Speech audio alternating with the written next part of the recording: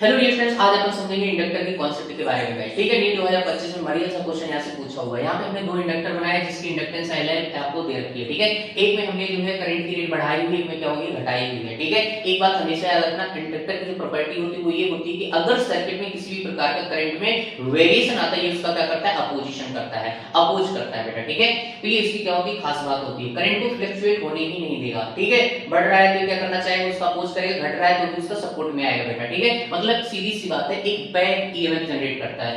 अब यहाँ पे जो बैक ईएमएफ आता है वो कितना आता है, E = -L/di/dt। ठीक है, ये आपका क्या है, इसका बैक ईएमएफ निकल के आता है बेटा।